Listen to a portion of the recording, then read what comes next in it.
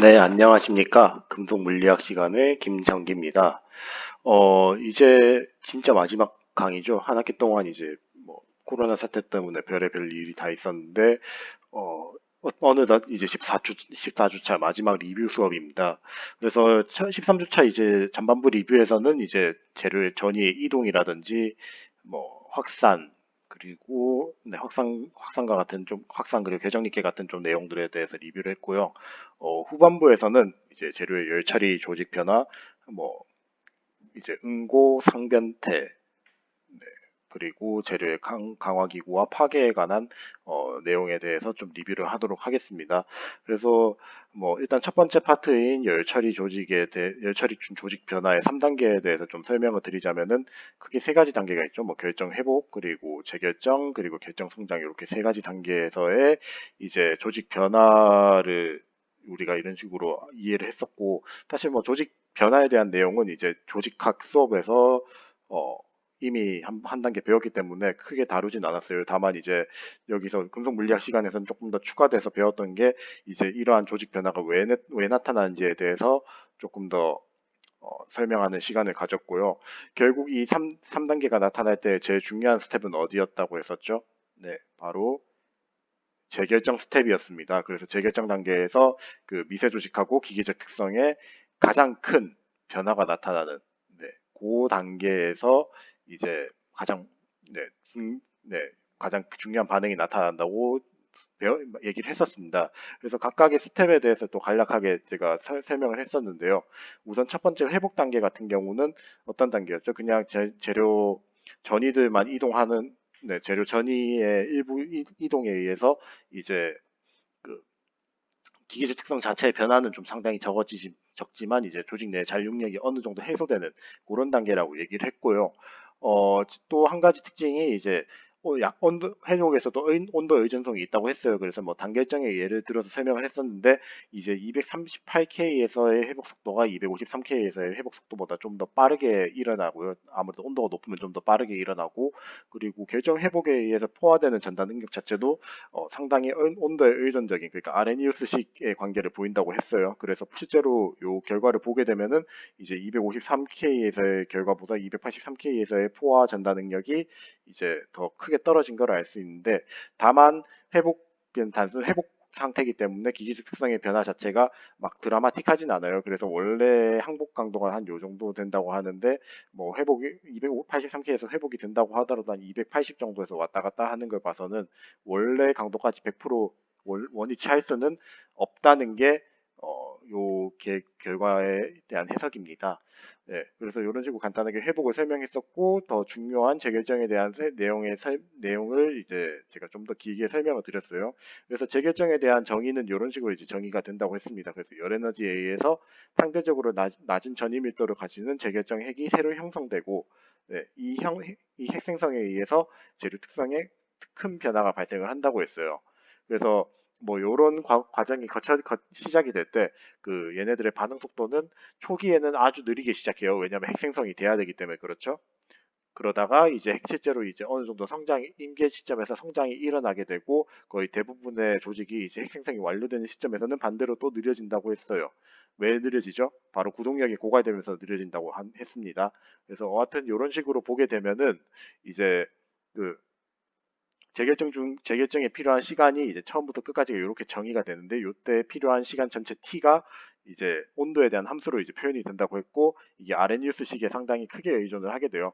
그래서 아레니우스식의 관계에 의해서 온도가 높아지게 되면은 이 전체적 값이 커지게 되는데, 이 값이 커진다는 의미는 뭐죠? t는 오히려 감소를 한다는 뜻이죠. 네, 감소를 하기 때문에 이 값이 커지겠죠. 네, 그래서 요 관계를 가지고 있다는 거고, 그 관계가 제일 극단적으로 나타나는 게 바로 요 그림이에요. 얘 같은 경우는 이제 135.2도에서는 42분에 저기적 시작해서 40분에 끝나는, 한 38분 정도면 이제 끝나게 되는데, 43도가 되면은 4000분에 시작을 해서 4만 분에 끝나는, 그러니까 거의 뭐 시간 차이가 어마어마하죠. 네, 거의 한 극단적으로 따지면 한 만 배 정도, 1000배 정도 차이가 나는 건데, 그 1000배 차이 나는 게 바로 요 함수에 의해서 어, 예측이 된다는 겁니다. 그래서 네, 그런 식으로 이제 프로세스가 진행이 또 되는 거고, 그리고 또한 추가적으로 재결정을 위한 활성화 에너지 자체는 이제 처음에는 이제 재료가 이제 변형 상태에 있으니까 에너지가 불안정하니까 높은 에너지 상태에 있는데 얘네가 이제 쭉 재결정이 돼요. 쭉 재결정이 되다가 어느 시점이 돼서 뭐 그 변형 약간 불안정한 조직들이 거의 없어지면 에너지가 기본적으로 되게 낮아져 있는 상태죠. 그 낮아져 있는 상태에서 더 낮아지는 게 상당히 어렵겠죠. 그래서 그 재결정 중 이런 녀석들이 사라져서 구동력이 고갈이 되면은 이제 연속적으로 예, 구동력이 고갈되면은 이제 그 끝 마지막 스테이지처럼 이제 속도가 엄청 느려지게 됩니다. 그래서 실제로 우리가 재계정 온도를 얘기를 할 때도 100%라는 얘기를 거의 안 써요. 항상 95, 많아봐야 98, 그러니까 대략 95에서 98%의 기지가 1시간 내에 재결정이 발생하는 온도를 이제 재결정 온도라고 얘기를 하게 되고, 만약에 이제 재료의 소재 변형량이 높아지면 높아질수록 그 높아지게 되면은 이제 재결정 가능 속도가 좀 더 빨라지기 때문에 이제 재결정에 필요한 온도 역시 네, 감소를 하게 될 것입니다. 그래서 뭐 한 가지 예를 들자면은 이제 뭐 재료가 변형을 엄청 많이 받았어요. 엄청 많이 받게 되면은 더 낮은 온도에서도 이제 재결정이 시작될 수가 있다는 거고, 어, 그리고 냉간 가공 양에 따라서 이제 재료의 활성화 에너지라든지 곡선의 변화가 발생을 하게 됩니다. 그래서 하여튼 재결정 프로세스에서 제일 중요한 요소는 첫 번째는 이제 온도고요. 두 번째는 재료의 변형량입니다. 그래서 변형량에 의해서 변형 에너지 양이 이미 엄청 많아진 상태라면은 원래 이 녀석이 가지고 있는 에너지 상태보다도 더 높은 에너지 상태다 보니까 더 급격하게 일어날 수 있겠죠. 네, 바로 그 원리에 의해서 재결정이 좀 더 활성화되게 됩니다. 네, 그 다음으로 이제 재결정 역시도 이제 제가 뒤에서 응고할 때도 얘기를 하겠지만은 결국에는 응고나 재결정이나 원리 자체는 똑같아요. 다만 재결정 같은 경우는 변형 에너지가 높은 고상에서 이제 핵이 생성되는 반응이고, 응고는 액체 상태에서 핵이 생성되는 반응이에요. 그러다 보니까 결국에는 이제 속도 자체가 온도에 의존하는 아레니우스 시계에 의해서 이 식으로 나타나게 되고, 이때의 그 전체적인 속도는 이제 재료의 그 핵이 처음에 생성되는 빈도 n과 이제 핵이 성장하는 속도 g에 의해서 결정이 되게 됩니다. 자, 이 말인즉슨 n과 g가 있으면 둘 중에 하나라도 느리게 되면 이제 전체 속도가 바뀌게 되죠. 그래서 느린 쪽에 상당히 크게 더 의존하게 되고요. 대체적으로는 이제 앞에서도 얘기를 했지만 핵생성 빈도가 속도보다는 조금 더 느리다 보니까 이쪽에 좀 더 의존하는 패턴을 보이게 됩니다. 네, 그래서 핵생성 영역에 대해서 조금 더 집중적으로 보게 되면은 아까 앞에서도 얘기를 했지만은 얘네들이 기본적으로 에너지에 의존하잖아요. 재료 고상 안에서 에너지가 높은 상태가 어디죠? 변형이 심하게 된 영역이죠. 그래서 이 영역을 중심으로 이제 핵생성이 발생을 하게 되고, 이 핵생성이 발생을 할 때 결국 아까 앞에서 얘기했지만 응고랑 비슷하다 했어요. 응고랑 비슷하다는 의미는 이제 핵의 크기가 일정 크기 이하면은 안 생기게 돼요. 안 생기고 일정 크기가 넘어가야지 이제 핵생성이 발생하고 이제 성장을 할 수 있습니다. 그래서 그 에너지가 높은 상태에 대해서 쭉 정리를 해보면은 그 변형 에너지 첫 번째로 이제 고경각 있게 뭐 저경각 있게에 대한 얘기가 나오고, 두 번째로 변형 에너지 차이에 의한 구동력이 나타날 거예요. 그래서 두 개를 간단하게 다시 리뷰를 하자면은, 첫 번째로 고경각 입계 주변에 핵이 있어야 된다는 의미는 저경각 입계랑 고경각 입계가 있으면 결정 입계 에너지가 어떻게 돼요? 이런 식으로 있죠. 이런 식으로 있으면 고경각 입계가 저경각 입계보다 에너지가 더 높아요. 그러다 보니까 여기서 핵이 생성이 돼야 된다는 거고, 두 번째로 이제 변형 에너지의 차이에 의한 구동력은 변형이 많이 돼서 격자가 불안전하게 이제 막 안쪽이 뒤틀리고 그렇게 돼 있어요. 뒤틀린 격자가 있고 이제 완벽한 격자가 있으면은 뒤틀린 격자에서 이제 핵이 형성될 확률이 훨씬 높겠죠.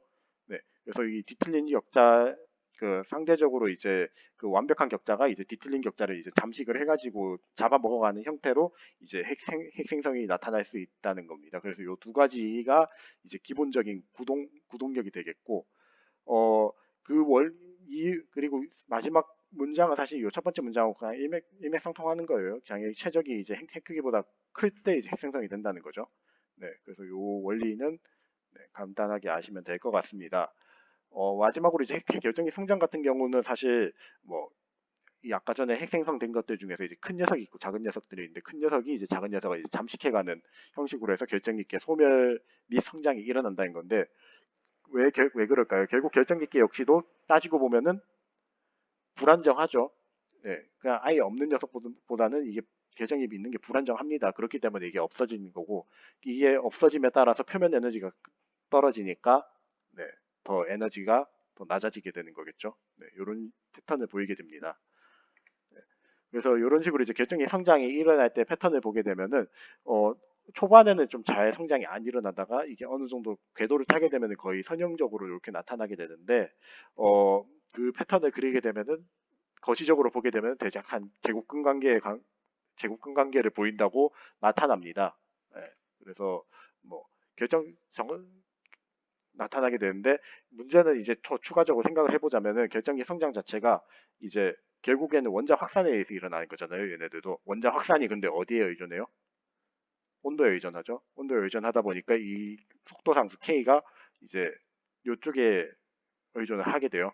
그 의존을 하게 되면은 이제 이런 식으로 이제 이런 식의 아레니우스 형태의 식이 나타나게 될 건데 뭐 결국에는 시간 자체가 뭐 t 뭐 이걸 로그값의 선형적인 관계로 나타나게 되는데 이거를 뭐 쉽게 표현하게 되면은 tn이라고 해가지고 퉁칠 수 있고 제 이상적인 경우에는 tn이 0.5가 돼서 아까 전에 얘기했듯이 제곱근의 관계를 가질 수 있다. 네, 요거 말하려고 이렇게 나온 겁니다. 네, 여기까지가 이제 뭐 열처리에 대한 기본적인 내용이고 두 번째로 이제 응고에 대해서도 뭐 제가 뭐 조직학이라든지 다른 융체 응고 시간에도 배웠겠지만은 어 결국 이제 앞에서 얘기했듯이 열처리랑 응고시 이제 재결정과 핵생성의 가장 큰 차이가 뭐라 했죠? 액상이냐 고상이냐의 차이라는 거예요. 그래서 금속의 응고 자체는 이제 핵생성과 핵성장에 의해서 나타나게 되고 대체로 핵생성에 되게 지배적인 반응을 보이게 됩니다. 왜냐하면 성장할 때는 아무래도 핵생성이 일어나는 것보다는 이제 요구되는 에너지 양 자체가 작다 보니까 그렇게 되는 거고, 그것 때문에 결국에는 고상에서의 핵생성이 일어날 때는 어느 정도 관행이 나타나야지 요 반응이 나타날 수 있어요. 그래서 대체 그 합금이라든지 금속 종류에 따라서 이제 최대 관행 온도의 차이가 발생을 하게 되고, 뭐 극단적인 경우로 이제 구리, 니켈, 이온 합금계에서 균일 핵생성이 일어날 때 뭐 관행이 거의 이만큼은 일어나 줘야지 핵생성이 일어날 수 있다는 거예요. 네, 요 정도 관행이 일어나야지 이제 얘네들이 응고를 시작한다. 요 안에서 이제 고상이 핵생성이 일어난다는 겁니다. 물론 이게 이론적인 내용이기 때문에 실제로는 안 그래요. 실제로는 이제 우리가 그 얘네들을 응고를 할 때 보게 되면 여기 몰드에다가 이런 식으로 집어넣게 되죠. 그러면은 몰드 벽하고 벽인 부분이랑 벽이 아닌 부분이 있는데 벽인 부분에서 이제 핵생성이 상대적으로 조금 더 쉽게 나타나게 됩니다. 그래서 뭐 한 가지 예를 들자면은 만약에 얘네들이 저점성이 되게 좋다고 생각을 하게 되면은 이게 있는 에너지 상태랑 이게 있는 에너지 상태가 보게 되면은 얘가 더 그 가스랑 요거가 이런 식으로 있는 에너지 상태가 더 불안정하니까 이게 쭉 퍼지게 되는 건데 이런 원리에 의해서 이제 얘네 고체랑 다 달라붙게 되고 상대적으로 네, 그래서 그 표면 에너지 안정화가 일어날 수 있다고 얘기를 할 수 있고요. 뭐 앞에서 얘기하던 것 쭉 얘기하면은 이제 응고 상태에서 이제 그, 그 몰드랑 이제 붙은 상태에서 붙은 상태가 되면은 에너지적으로 얘네들이 조금 더 유리하거든요. 균일 핵생성하는 것보다. 그래서 대체적으로는 요 반응이 일어나면서 이만큼의 관행은 필요 없어요. 물론 관행이 필요 없다는 얘기 아니에요. 그래서 요 정도 관행은 어느 정도 관행은 필요하지만은 그 관행이 좀 어느 정도 완화될 수 있다. 네. 그 원리를 말하는 겁니다. 그래서 뭐 뒷얘기 같은 경우는 이게 그래서 결국에는 고체랑 접촉을 해야지 이런 핵생성이 일어나겠죠. 그래서 고체랑 핵생성이 일어날 때 보면은 그 표면 에너지가 저전성이 나쁜 재료들 같은 경우 이런 식으로 이제 핵생성이 이렇게밖에 안 일어나는데 얘네들은 이제 저전성이 좋아지니까 핵생성이 좀 넓고 고르게 쭉 퍼질 수 있어서 이쪽이 조금 더 유리하다는 얘기입니다. 네. 그래서 결국 뒤에 앞에서 얘기했던 핵생성 얘기를 할 때 보면은 이 핵생성이 됐을 때 초기에 핵생성되는 크기가 상당히 중요하다고 했죠. 그래서 입자의 크기에 따라서 이제 핵생성 경향의 변화가 발생을 하게 되는데 이 핵이 결국에는 네, 이 핵이 결국엔 아까 재결정에서 나타난 핵하고 동일하죠. 다만 이제 환경 상태만 다른 것뿐입니다. 얘는 리퀴드 상태에서 솔리드 상태로 있는 핵이 형성이 됐을 때 차이인데, 이때 보게 되면은 그 솔리드 상태에서의 핵이 구형으로 나타나죠. 구형으로 나타나기 때문에 어, 크게 두 가지의 에너지 밸런스가 차이가 있다고 했어요. 최적 에너지 형성에 따른 에너지 안정화되는 거랑 이제 표면 에너지, 그러니까 리퀴드 솔리드 계면 형성되잖아요. 그 계면 형성되는 것에 따른 에너지 불안정성. 네, 그래서 증가하고 감소하고 증가하는 패턴이 두 개 동시에 나타나게 돼요. 그래서 이 패턴에 의해서 이제 그 임계 핵 생성 크기가 결정이 된다고 제가 얘기를 했었고, 이건 꽤나 강조를 많이 했었습니다. 네, 이핵 크기보다 작아지면은 얘가 핵이 성장이 안 하고 핵 생성이 안 되고, 이게 커지면은 성장이 그 핵 생성돼서 점점 커진다고 했어요. 그거 물론 그거를 이제 얘는 지금 전체적인 최적에 대해서 얘기를 했지만은 이거를 개수에 대해서도 이렇게 정리를 할 수 있다고, 네, 제가 수업 시간에 얘기를 했었습니다. 그래서 요거에 대해서는 거의 대부분 공통적으로 했다고 보면 되는데, 문제는 이거는 그냥 핵 생성인데 얘는 균일 핵 생성입니다. 그러니까 뭐 안에 뭐 아무런 그 불순물도 없고 몰드도 없고 벽 같은 게 없는 상태에서의 식을 나타낸 거고, 실제로 우리가 진짜로 봐야 되는 거는 이제 불균형 핵생성이죠. 아까 전에도 얘기했지만은 불균형 핵생성에서 요구되는 관행이 훨씬 더 낮다고 했어요. 그래서 벽이 접촉하는 위치에서 이제 접촉각에 따라서 이제 자유 에너지의 차이가 나타날 건데, 아무튼 이런 것들을 쭉 정리를 해보게 되면은, 네, 대략 이런 식으로의 관계를 가지고 있어요. 그래서 세타가 이제 여기서 작아지면 작아질수록 코사인이 1에 가까워지는데, 요 1에 가까워지면 가까워질수록 이제 불균형 핵생성 자유 에너지가 감소를 해서 이쪽이 더 훨씬 더 유리하게 됩니다. 왜냐하면 자유 에너지가 감소한다는 게 뭔 뜻이죠? 그 에너지가 훨씬 더 이쪽으로 가는 게 더 안정하다는 거죠. 안정해지기 때문에 이렇게 되는 거예요. 네, 그래서 뭐 실제로 요 그래프를 보게 되면은 균일한 녀석하고 균일하지 않은 녀석이 있으면은, 자, 그 접촉각이 작아지면 작아질수록 이쪽 값이 훨씬 더 작아지죠. 그래서 이쪽에 더 우호적인 반응이 나타나게 됩니다. 네, 그리고 하지만 이제 또 한 가지 더 고려를 해야 되는 게, 아까 전에도 얘기를 했지만 재결정이 일어날 때 전체적인 속도는 어떻게 된다고 했죠? n이랑 g라고 했어요. n이 뭐죠? 핵생성 빈도고, g가 핵생성 핵 성장 일어난 거예요. 그래서 ng 중에서 그 지배되는 인자에 의해서 전체적인 속도가 결정이 된다고 했는데, 얘네들 같은 경우도 결국에 보게 되면은 초반에는 이제 점점 증가하다가 오히려 떨어지는 이런 상태가 나타나게 됩니다. 일반적으로 우리가 이게 관행이 커지게 되면은 n이 커진다고 얘기를 하는데, 정작 그 관행이 커져서 온도가 너무 떨어지게 되면 어떻게 돼요? 이게 확산 계수가 떨어지죠. 그 말인즉슨 핵성장이 억제가 되니까 G가 감소하는 그런 결과가 나타나게 돼요. 그래서 NG 그 밸런스에 의해서 이런 식으로 이제 그 원동 모양의 패턴이 발생을 하게 되고, 네, 발생을 하게 되는 거를 요 그래프를 통해서 알 수 있게 되고, 그게 아까 얘기했던 NG랑 관계가 있다고 했어요. 네, 그래서 뭐 그 다음에 이제 하여튼 이런 식으로 이제 핵생성되고 나면 이제 어떻게 돼요? 그냥 얘네들이 이제 그 결정이 성장을 해야겠죠. 네, 그 결정 성장이 일어나는 단계를 이제, 네, 여기서 알아봤었는데, 결국에는 이제 고상이랑 액상계면이 이동하면서 나타나는데, 그 액체 그 실제로 이제 솔리드랑 리퀴드가 있으면은 얘에서 이쪽으로 나가는 녀석도 있을 거고 얘가 이쪽으로 돌아온 녀석도 있을 거예요. 그래서 뭐 두 가지 평형을 생각하기 위한 RF랑 RM, 그러니까 전체적인 속도예요. 이게 이쪽으로 가는 속도랑 들어오는 속도랑 이쪽으로 나가는 속도, 네, 들어오고 나가는 속도의 속도라고 보시면 되겠고, 이때 그 전체적인 어 패- 결국 그 원자랑 결합 이탈 속도 차이는 이제, 네, 온도에 의존한다고 했습니다. 그래서 실제로 이 그래프를 보게 되면은 이제 그 녹는 점 이상에서는 이제 멜팅이 되는 속도가 어느 속도보다 빠르니까 이제 원자가 이탈되는 속도가 높은 거죠. 그렇기 때문에 이제 솔리드 리퀴드가 있으면은 이쪽이 더 빨리 빠져나가니까 어떻게 되겠어요? 얘네들이 점점 계면이 고체 쪽으로 이동을 하게 될 거고, 이제 녹는 점에서는 속도가 똑같으니까 얘네 둘 사이의 계면이 이동하겠어요? 이동 안 하겠어요? 안 할 거고, 그리고 온도가 역으로 낮아지게 되면은 이제 어느 그 다시 원자가 돌아오는 속도가 원자가 빠져나가는 속도보다 훨씬 더 빠를 겁니다. 그렇기 때문에 이제 액체 포션이 작아지니까 액체로 이제 경계가 이동하는 그런 결과가 나타나게 됩니다. 하여튼 그래서 그 결정 성장이랑 용융 속도 같은 경우는 이제 평형 응고점에서 이제 벗어남에 따라서 이 갭이 점점 커지는 걸 알 수 있다는 거.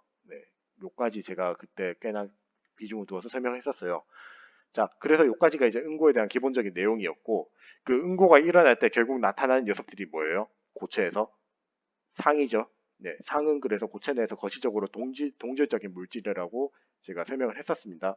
그래서 이때 모든 합금상 같은 경우는 이제 물질 사이에 혼합이 일어날 때 자유에너지의 영향에 의해서 이런 식으로 나타나게 되는데, 만약에 이제 상이 A, B, 뭐 A, B, C 성분이 있을 때에 그 ABC 성분이 있다고 하면 이 ABC 성분에 의해서 이제 자유도가 성립이 된다면은 각각의 분율에 의해서 의존을 하게 되는 그런 함수가 나타나게 되고, 그것 때문에 이제 이런 식으로 이제 자유에너지를 A에 대한 식, B에 대한 식, C에 대한 식으로 이런 식으로 나눠서 이제 계산을 할 수 있다고 했어요. 그래서 이게 지금 그 재료 상변태의 가장 기본적인 원리라고 보면 되는데, 이때 만약에 그 삼성분계가 모두 다 안정적으로 존재를 하기 위해서는 어떻게 돼야겠어요? A도 그렇고 B도 그렇고 C도 그렇고 그 전체적인 에너지 상태가 제일 안정적인 상태가 돼야 될 거예요. 그래서 그, 그 평형이 성립된 자유에너지 조건을 보게 되면은 이제 요 셋의 합이 딱 0이 돼서 더 이상 뭐 이게 더 바뀌고 싶지 않고 뭐 바뀌고 싶지 않은 그런 상태가 돼야 된다는 뜻이었죠. 그래서 요거에 대해서 기본적으로 설명을 하고 넘어갔었고, 이제 이상 같은 경우는 이제 앞에서는 이제 일상 상태에서 A, B, C의 조성에 대한 얘기를 좀 하기 위해서 이렇게 했었는데, 이제 실질적으로 이제 뭐 A라는 성분이 있고 B라는 성분이 있는데, 이제 A가 조금 더 많은 상 알파가 있을 수 있고 B가 조금 더 많은 상 베타가 있을 수 있어요. 자, 이렇게 했을 때 그 자유에너지는 알파상에 대해서는 이런 식으로 정의가 될 거고 베타상에 대해서는 이런 식으로 정의를 할 수 있을 겁니다. 그래서 뭐 이 상태에서 근데 B까지 원소 B에 대해서까지 고려를 하게 되면 상당히 힘드니까 이제 A에 대해서만 이를 딱 떼서 분리를 하게 되면 이런 식으로 이제 식이 나타나게 되고, 제일 안정한 상태에서의 에너지 변화는 항상 0에 위치를 해야 된다고 했어요. 네, 0에서 위치를 해야 되는데, 뭐 한 가지 중요한 점은 여기서 A가 막 NA가 이게 0이 될 수가 없으니까 이런 식의 관계가 성립이 돼서 이제 결국에는 그 두 상이 이제 평형을 유지하기 위해서는 이제 알파 베타 상에 있는 A의 상태랑 베타 알파 상에 있는 B의 에너지 상태가 항상 동일해야지 상평형이 유지가 된다고 얘기를 했습니다. 그래서 이게 이제 상변태의 가장 기본적인 상에서의 가장 중요한 포인트 중 하나고요. 추가적으로 이제 단상 재료들 같은 경우는 보게 되면은 어, 그런 원리에 의해서 이제 단상 재료들에서의 이제 고체 상변태를 한번 보도록 할게요. 자, 그 일상분기 그때 얘기했을 때 이제 주석 얘기했었어요. 주석 같은 경우는 이제 그 온도가 286K가 되면은 여기서는 이제 회주석이 이제 중요한데 여기는 이제 백색으로 이제 주석이 바뀌게 되는 이런 상변태 과정을 거치게 돼요. 고체에서. 네. 그래서 그 고체에서 동소 변태가 일어나게 되는데 이때 동소 변태가 결국엔 이 전체 CP 값에 의해서 영향을 받게 되거든요. 그래서 이 CP 값에 의한 이제 전체 시스템의 엔탈피 변화가 나타나서 이제 전체 엔탈피 변화랑 그래서 엔트로피 변화가 나타나게 되는데 이 변화들의 종합을 이제 이 델타 G가 나타내게 되고, 이 델타 G에서의 변화에 의해서 델타 G가 이제 온도에 따라서 이제 쭉 변화하잖아요. 지금 온도 의존성 가지고 있죠. 이 값 자체가. 그래서 이 온도 증가에 따른 전체적인 에너지 변화가 이제 흰색 주석 그리고 백색 주석 모두 회색 주석에서 모두 나타나게 될 건데, 이게 어느 시점에서 교차하는 지점에서 상변태가 일어날 수 있다. 이렇게 이제 알아두시면 되겠습니다. 그 다음으로 이제 그 상이 이제 단상 재료인 거에서 이상 재료로 이제 확장된 개념에서 보게 되는데, 첫 번째로 이제 이상용액에 대해서 한번 얘기를 했었어요. 이상용액이 어떤 상태라고 얘기했었죠? 자, 에너지가 AA 결합한 거랑 BB 결합한 거, BB 그리고 에너지가 AB 결합한 게 있다고 했어요.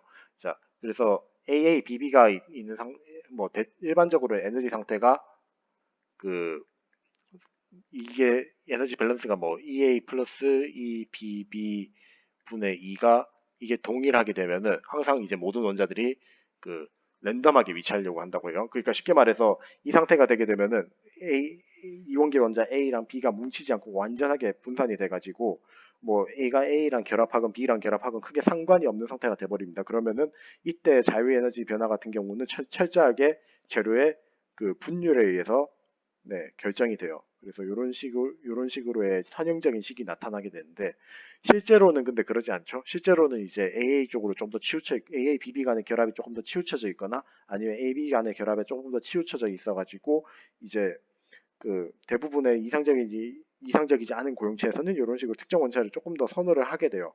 그 말인즉슨 결국에는 이제 NA라는 이런 그냥 분율 개념이 아니라 이 상태에서 조금 더 활동도가 좀 더 높은 녀석들, 그러니까 액티브 활동도가 조금 더 높은 녀석들에 의존하는 그런 패턴들, 활동도에 따른 그 패턴에 대해서 조금 더 의존하는 그런 시스템이 이제 성립이 돼서 원래는 이렇게 이상적으로 선형이 나와야 되는 녀석들이 선형으로 나오지 않고 뭐 양의 편차라든지 음의 편차를 가지고 있는 네, 그런 패턴을 보이게 돼요. 그래서 하여튼 이런 식으로 이제 그 활동도를 정의하기 위해서 이제 상호작용 정도를 그 감마라는 상수를 이용해 가지고 표시를 하게 되는데 이런 식으로 이제 이런 식으로 표시를 하게 돼요. 그래서 디테일한 내용들은 제가 뭐 수업에서 설명을 하긴 했지만은 네, 조금 더 간단하게 설명을 드리자면은 이제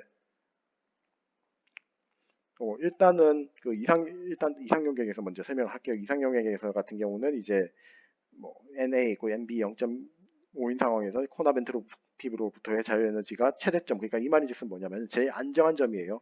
여기서 최대점이라는 건 절대값 최대점이에요. 제일 적은 절대값 최대점이 아니라 그러니까 제 자유에너지 최대점이라는 게 그 뭐 극소점이라고 보면 됩니다. 네, 이게 최대점이라 말을 하니까 좀 헷갈리는 학생들이 있는데 요게 이제 극소점이라고 생각을 하시면 되겠고 그리고 혼합 엔트로피로부터의 자유에너지 값 자체는 이제 결국에는 그 어느 정도 온도 의존성을 가지고 있다 보니까 이게 온도가 증가하면 증가할수록 전체적인 델타지 값 자체가 네, 이런 식으로 쭉 떨어지게 되는 네, 그런 패턴을 보이게 돼요.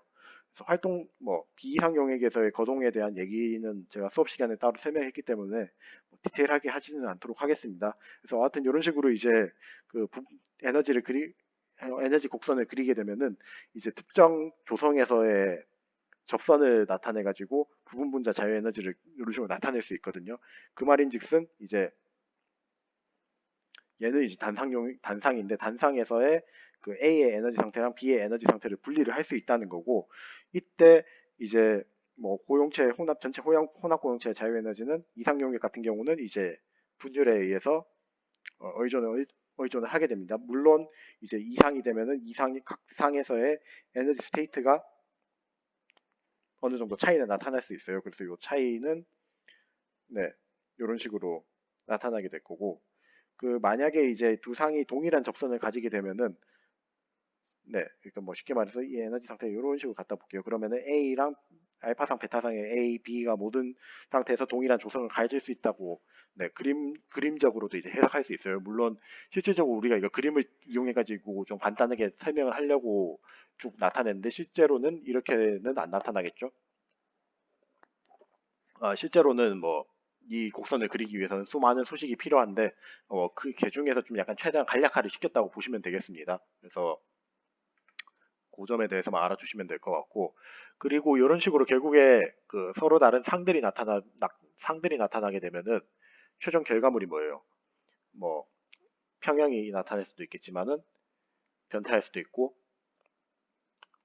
변태를 하게 됐을 때 결과물이 이상이 생기거나 석출물이 생길 거예요. 그래서 그 중에서 이제 대표적으로 이제 용차 처리 이후에 이제 열 에너지에 의해서 상태가 바뀌는 현상을 이제 CO 처리라고 얘기를 하게 되는데 얘 같은 경우는 이제 초기에 이제 결정이 핵 생성이 일어나고 성장이 발생을 함에 따라서 이제 석출물 성장이 일어나게 되고 이제 CO 시간에 따라서 석출물의 분율하고 이제 강도의 어, 변화가 발생하는데 이게 제일 대표적인 재료가 뭐예요? 결국 알루미늄이에요. 그래서 알루미늄의 예시를 들여서 제가 설명을 했었었고 어, 시간에 따라서의 경향성과 그리고 온도에 따라서에 대한 경향성 두 파트 모두 설명을 했었습니다. 그래서 이 부분에 대해서 설명을 했었고, 뭐 뒷부분은 이제 알루미늄에 대한 알루미늄에서 시열경화가 어떻게 나타나는지에 대한 설명을 하는 거니까 이 파트는 그냥 네, 이렇게 이런 게 있구나라고 하고 넘어가시면 되겠습니다. 하여튼 그래서 그 앞에서 봤던 이제 상에서의 모든 데이터들을 이제 정리를 해가지고 하나의 그림으로 표현한 게 바로 상태도예요. 그래서 상태도 같은 경우는 각 에너지 상태에서 이제 어떤 부분이 제일 안정한지, 그러니까 어떤 부분이 어떤 상태에서 이제 어떤 조성에서 어떤 온도 상태를 가질 때 어떤 상이 평형을 가질 수 있는지 같은 평형을 가지거나 아니면 요 특정 위치에 있다고 하면 어떤 상이 제일 안정한지에 대해서 나타내는 영역이라고 영역을 정의한 그림이라고 보시면 되겠습니다. 물론 이때 조건은 정합 조건이에요. 정합 조건 아니면 아까 우리 흔히 얘기하는 이제 물에서의 상태처럼 이런 식으로 온도 압력에 의해서 의존하기 때문에 금속에서의 상태도는 항상 정합 조건을 기준으로 합니다. 그리고 한 가지 또 특징이라면은 대부분의 조건에서 상해 관계는 평형 상태도를 의미를 하게 되는데 뭐 꼭 모든 상태가 평형인 건 아니죠. 비평형 상태의 조건도 있어요. 그래서 뭐 준안정상이라든지 네, 조성이 발생할 수 있는 조건이 있기 때문에 이 조건에 대한 어, 상태도도 물론 있긴 합니다. 물론 평형 상태도에 직접 적용이 안 돼서 그렇지. 네. 그래서 뭐 이 상들 같은 경우 장기적으로는 다시 안정상으로 돌아간다고 보고 있는데 실제로 이제 프랙티컬하게 그 용도로 보게 되면은 준안정상 상태로도 이제 그대로 쓰는 녀석들이 있어요. 그 녀석들도 있기 때문에 뭐 꼭 이 녀석들이 반드시 돌아간다고 얘기를 하진 않습니다. 꼭 평형상으로 돌아간다고 장담을 할 수는 없어요. 네. 그래서 그거에 대해서는 꼭 기억해 주세요. 그래서 뭐 앞에서 봤던 구리 니켈과 같은 전류 고용체에 대한 얘기도 좀 했었고요. 그리고 고상선과 액상선에서 커퍼 니켈이 가지고 있는 네, 뭐 이런 얘기들은 뭐 아까 상 얘기할 때도 했었으니까 이건 그냥 넘어가도록 하겠습니다. 그래서 뭐 이건 재료 과학 시간에도 배웠겠지만 특정 상에서의 이제 액체라든지 고체 상분리가 일어날 때 용질 상분율 정량을 위한 기본 법칙은 이제 지렛대 법칙이라 했었고 각각의 상 A, B가 있다고 했을 때 그 A, B에서의 이제 상의 분율이 그러니까 도출되는 A랑 B의 상의 분율이 얼마나 될 건지에 대해서 네, 배웠었어요. 그래서 요거 계산하는 방법은 아마 여러분들 재료과학 시간에서도 진행을 했었을 겁니다. 그래서 요거는 그냥 간단하게 넘어가도록 할게요. 그리고 이제 그 비이상 용액에 대해서 배웠죠. 네, 비이상 용액에 대해서 배웠을 건데 이제 그 크게 두 가지 패턴이 있다고 했어요. 그 음의 편차가 있고 양의 편차가 있어요. 그 양의 편차는 이게 이런 식으로 가는 거고 이제 음의 편차는 이런 식으로 가는 건데 자 양의 편차가 있다는 거는 이제 에너지가 EAA, EBB 네 나누기 2 요런 식이 있다고 하면은 요게 그 AB가 조금 더 결합이 더 불안정해가지고 그 성분 간의 분리가 나타난다는 거고 반대로 음의 편차는 얘가 그 AB가 훨씬 더 안정하다는 뜻이에요. 그래서 각각의 상태에 있을 때 양의 편차가 있으면 성분 간의 분리가 발생을 하게 되고 음의 편차가 있으면은 이제 AB 간의 결합이 안정해지니까 이 성분 간의 인력이 발생을 해서 이제 그 결국에는 안쪽에 특정한 규칙 구조가 형성이 돼요. 뭐 SRO라든지 이제 LRO라든지 그래서 이거는 결국에 온도에 따른 원자 운동에 따라서 결정이 되는데 이런 그 오더링이 일어나는 거를 이제 현상을 도메인이라고 얘기를 하게 되고 이 도메인이 형성이 됨에 따라서 이제 재료의 특성에 상당히 큰 차이가 나타나기 때문에 이 초격자라는 개념이 상당히 중요하게 돼요. 네, 그래서 요거 개념이 왜 나타나는지에 대해서는 알았으면 좋겠고 반대로 이제 양의 편차에 있는 경우에는 이제 뭐 성분 간 분리가 발생하겠죠. 뭐 예를 들자면 Fe 구리가 있는데 뭐 얘네들이 대표적으로 양의 편차 가지고 있는 재료거든요. 이제 이렇게 되면은 구리가 조금 더 지배적으로 있는 상이 있을 수 있고 철이 상대적으로 조금 더 지배적으로 있는 상이 있을 수 있어요. 이런 식으로 성분이 분리가 일어나는 현상을 바로 고용도 간극이라고 얘기를 하게 되고 이때는 이제 국부적인 상분리에 의해서 이제 편석이라든지 뭐 특정 이제 오더링 패턴이 여기서 오더링 패턴이 발생을 하긴 해요. 그래서 이런 녀석들이 나타나는 제 대표적인 원소들은 이제 원자 크기가 좀 상대적 차이가 큰 원소에서 이게 좀 발생을 하거나 아니면 에너지적으로 좀 약간 불안정한 원소들이 있어요. 그런 원소들 조합에서 좀 많이 발생을 하게 됩니다. 그래서 뭐 여기서 이제 음의 편차랑 양의 편차가 나타났을 때 제 대표적인 현상에 대해서 그 상태도 그림을 이용해서 조금 더 봤었고요. 어 그리고 제 대표적인 이제 철탄소 상태도를 봤었는데 이건 아마 여러분들 재료 과학 시간에도 좀 많이 봤었을 건데 실질적으로 한 가지 함정 카드는 뭐냐면 우리가 주로 보는 요 상태도 있잖아요. 요 상태도가 평형 상태도가 아니에요. 준안정 상태도예요. 세멘타이트가 사실 준안정 상태도거든요. 근데 이제 실질적으로 얘네들이 세멘타이트가 형성이 됐을 때 이제 이 세멘타이트가 뭐 물론 엄청난 시간이 지나면 분해가 될 수 있겠지만 얘네들이 우리가 아는 현상 내에서는 분해가 거의 안 되거든요. 네, 그래서 얘네들이 분해돼가지고 흑연이 거의 형성이 되지 않기 때문에 우리는 이걸 평형 상태도를 사용하지 않고 이제 준항정 상태도를 주로 많이 사용하게 됩니다. 실제로 우리가 제일 많이 써먹는 게 요거니까요. 네. 그래서 이런 식으로 형성이 됐을 때 제일 대표적으로 나타나는 게 바로 펄라이트가 형성되는 현상이고 그 펄라이트의 핵생성 자체는 초기 오스테나이트 형상에 따라서 조금 차이가 나타나게 돼요. 이 말인즉슨 뭐냐면은 이제 오스테나이트가 상대적으로 좀 균질하면은 이제 얘네들이 결정립계에서만 얘네들이 먼저 나타나게 될 건데, 네, 이 결정립 중에 이제 한쪽 방향으로 쭉 나타나고 이제 네, 특정한 이제 방위 관계로 존재를 하는데 오스트레이트가 좀 불균질하다 싶으면은 얘네가 이 결정기 계에서만 나타나는 게 아니라 이 안쪽에서도 또 성장이 일어나게 돼요. 네. 그래서 뭐 만약 그 얘네들은 주로 이제 좀 약간 불안정한 상태, 그러니까 얘들이 뭐 냉각이 갑자기 확 빨린다거나 뭐 그런 식으로 나타날 때 주로 많이 나타나게 된다는 거. 네. 그렇게만 좀 알아주시면 될 것 같고, 그리고 얘네 펄라이트 성장이 일어날 때 보게 되면은 결국에는 그 데타 T, 그러니까 그 항상 결국엔 관행에 의해서 상당히 좀 의존하거든요. 관행 증가하면 증가할수록 더 빨리 이제 성장이 일어나게 되고, 그리고 반대로 이제 층상 간격 같은 경우는 이제 이 성장 속도가 빨라지면 빨라질수록 얘네들이 오스나이트 갔다가 뭐 다시 세멘타이트 갔다가 페라이트 갔다가 세멘타이트 갔다가 페라이트 갔다가 세멘타이트 갔다가 전환하는 시간이 빨라지니까 간격이 더 좁아지게 됩니다. 그래서 결국 이게 이런 관계를 가지고 있을까? 얘가 이런 관계를 가지게 되는, 네, 그 3단 논법의 원리에 의해서 이 관계들이 나타난다는 거 기억해 주셨으면 좋겠습니다. 그리고 이제 마지막 두 파트인데요. 재료의 강화기구랑 이제 그 파괴인데, 강화기구 같은 경우 제가 뭐 이거 그 재료 과학 시간에도 좀 많이 여러분들이 수업을 들었을 거예요. 기본적으로 이제 소재 변형이 일어날 때는 전위 이동이 필요할 때 이 전위 이동을 일으키기 위해서는 어느 정도의 에너지가 필요하다고 했어요. 그래서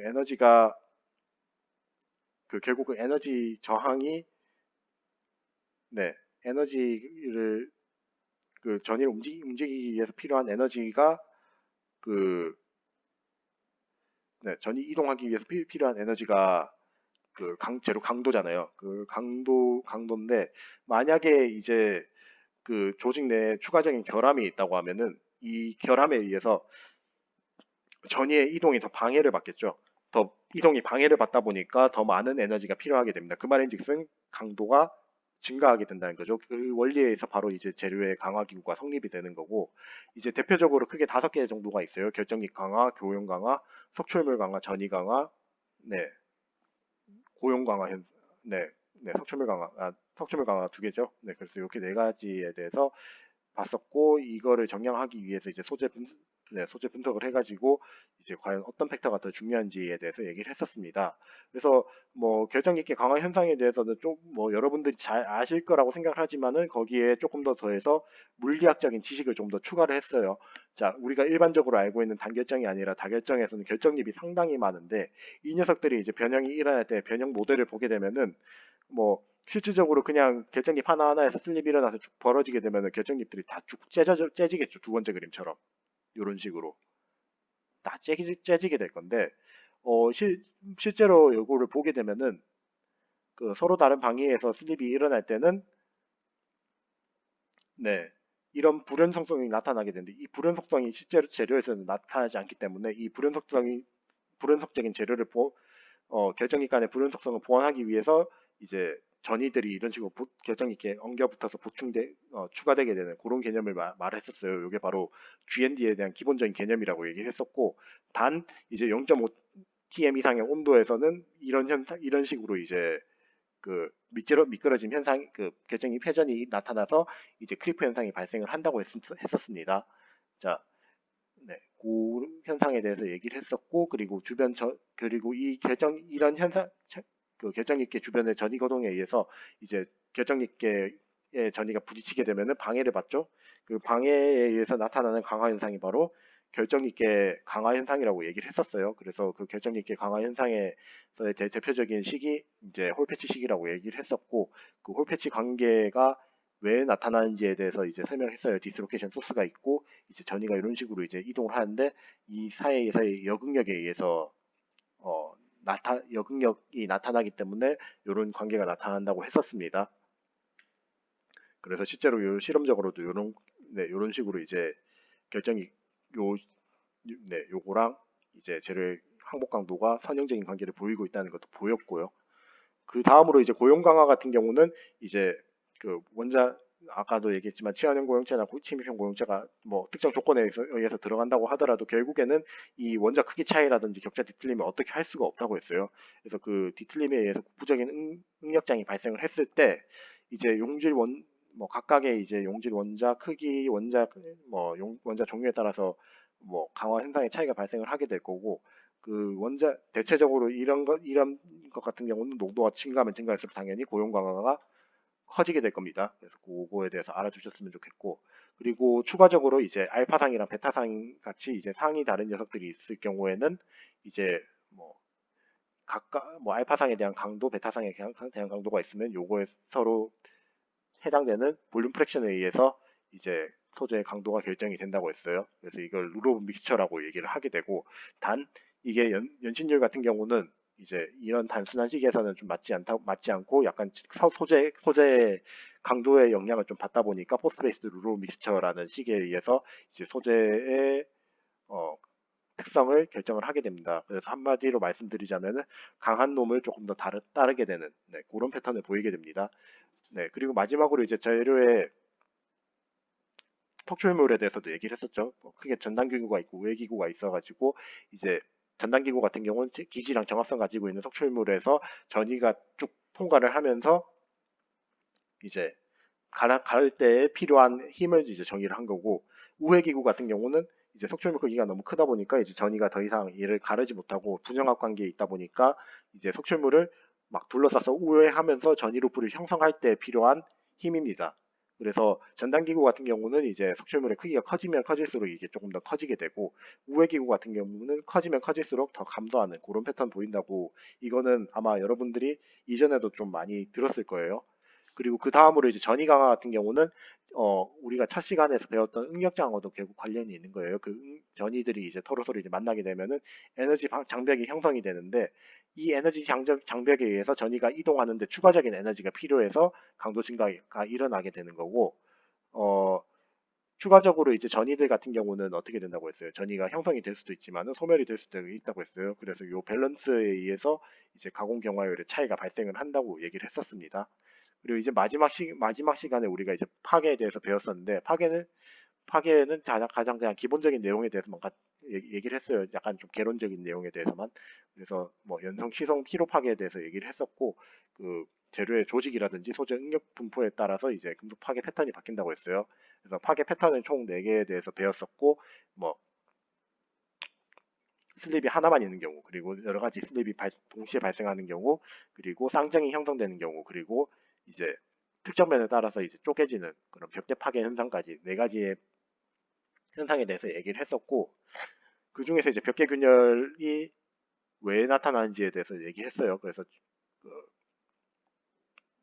티성 파괴 현상, 벽계 균열에서의 그 이론에 대해서 조금 더 추가적으로 얘기를 했었고요. 그리고 이제 연성 파괴에서 제일 중요한 이제 컵앤콕 형태의 파괴에 대해서도 이제 초기 그리고 후기 현상에 대해서 쭉 얘기를 했었습니다.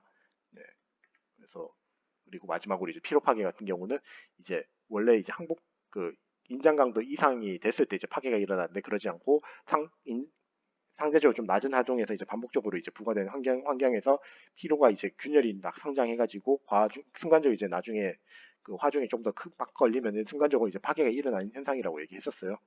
그래서 그 파괴가 일어날 때 패턴에 대해서 얘기를 했었는데 사실 요거는 이제 그 약간 좀 개론적인 내용에 대해서만 설명했다 보니까 뭐 이런 게 있다라고만 생각하고 넘어가시면 되겠습니다. 그래서 자, 이제 이번 학기에 배워야 될 내용들에 대해서 이제 한번 쭉 리뷰를 했고요. 어, 마지막으로 이제 시험에 대해서 좀 더 설명을 드리자면은 시험이 이제 6월 30일이라고 했죠. 6월 30일이라고 제가 공지를 올렸었는데 그 6월 30일 날 이제 시험을 볼 때 아침 9시부터 이제 23시 59분까지 해가지고 어, 과제물 약간 시험이 과제물 플러스 과제물 같으면서도 과제물이 아닌 그런 시험들이 나가게 될 겁니다. 그래서 여러분들이 이제 특정 그 뭐 이슈에 대한 문제들을 이제 금속 물리학적 지식을 이용해가지고 문제를 풀어야 되고 그 거기서 이제 금속 물리학적 지식을 얼마나 잘 활용했냐에 따라서 저는 이제 점수 포인트를 부여를 할 예정입니다. 그러다 보니까 이제 답이 거의 똑같이 나올 수는 없을 거예요. 그래서 그 뭐 답을 똑같이 거의 똑같이 할 수는 없을 거니까 뭐 여러 명 모여서 푼다고 해가지고 이 뭐 시험 점수가 뭐 여러 명 모여서 풀었다고 해서 점수가 잘 나오거나 그럴 확률은 거의 없다고 저는 생각을 합니다. 다만 이제 너무 이게 뭐 물론 어느 정도 비슷하게 나올 수는 있는데 아예 그냥 똑같이 나오는 경우들 있잖아요. 그런 경우는 저는 가차없이 이제 거기에 대해서는 페널티를 드릴 수밖에 없으니까 여러분들께서 그 부분에 대해서는 좀 주의를 하셔가지고 문제를 푸셨으면 좋겠고 그리고 또 한 가지 당부를 드리자면은 뭐 답을 엄청 긴 게 쓴다고 해서 제가 점수를 잘 주는 스타일이 아니라는 걸 여러분들 잘 아실 거예요. 그래서 꼭 필요한 키워드들에 대해서만 톡 집어가지고 어, 문제 답안을 좀 작성을 하시면 좋겠고 그리고 답안지는 무조건 수기로 작성해서 올리시기 바랍니다. 수기로 작성해서 올리지 않으면 제가 점수를 드릴 수가 없어요. 왜냐하면은 컨시컨비를 했다고 제가 생각을 할 수도 있기 때문에 그래서 뭐 과제물 같은 경우는 뭐 제가 워드 파일로 받겠지만은 이거는 지금 시험을 포함한 과제물이기 때문에 이제 무조건 수기로 파일을 올리시기 바라면서 그리고 23시 59분 넘어가면 제가 파일 무조건 안 받을 거예요. 그래서 그 뭐 제가 이건 어떤 이유가 있건 간에 저는 무조건 안 받을 거니까 꼭 시간 준수하셔가지고 네 파일 제출하시기 바랍니다. 그럼 다들 이번 학기 고생 많으셨고 시험에서 좋은 결과 얻을 수 있길 바랍니다. 감사합니다.